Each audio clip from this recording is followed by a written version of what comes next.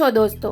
ઘણા દર્શકોની એક ડિમાન્ડ ગુજરાતી ફિલ્મો માટે રહી છે કે ફિલ્મને ગુજરાતી સાથે હિન્દીમાં રજૂ કરવી જોઈએ. હવે આવી ડિમાન્ડ કરનારા દર્શકો માટે ખુશખબર છે. સૌથી પહેલાં તો ગુજરાતના અમર બલિદાનની શૌર્યગાથા ધરાવતી ગુજરાતી ફિલ્મ કસુંબો આવતા શુક્રવારે એટલે કે 3 મેના રોજ ભારતમાં હિન્દી ડબ થઈ રજૂ થવાની છે.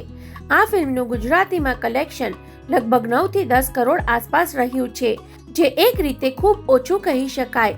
પરંતુ હવે જ્યારે આખા ભારતમાં આ ફિલ્મ હિન્દી ડબ થઈ રહી છે, ત્યારે આપણે આશા રાખીએ કે આ ફિલ્મ પ્રથમ દિવસે જ 5 થી 10 કરોડ વચ્ચે બિઝનેસ મેળવે. વર્ષ ફિલ્મની હિન્દી રીમેક તરીકે રજૂ થયેલ અજય દેવગન અને આર માધવનની શૈતાન બોક્સ ઓફિસ પર લગભગ 150 કરોડ કમાઈ ચૂકી છે. એટલે હવે ઘણા નોન ગુજરાતી દર્શકો ગુજરાતી ફિલ્મો માટે ઉત્સાહિત બન્યા છે, જેનો લાભ કસુંબોને મળી શકે તેમ છે.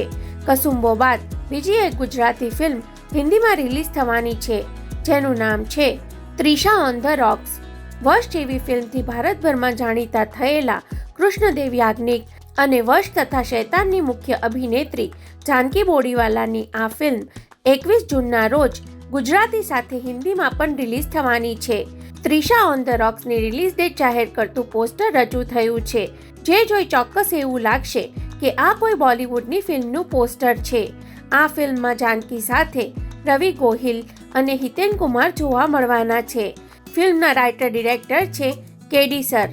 હજુ એક મજાની વાત કદાચ તમને ખબર નહીં હોય તો જણાવી દઈએ કે કૃષ્ણદેવ યાજ્ઞિકનું નામ પ્રોડ્યુસર તરીકે કસુંબો સાથે સંકળાયેલું છે જ. ટૂંકમાં ગુજરાતી ફિલ્મોને ભારતભરમાં ઓળખ અપાવવામાં કેડી સરના હુલામણા નામથી જાણીતા રાઇટર ડિરેક્ટર અને પ્રોડ્યુસર કૃષ્ણદેવ યાજ્ઞિક મોખરાના વ્યક્તિ કહી શકાય.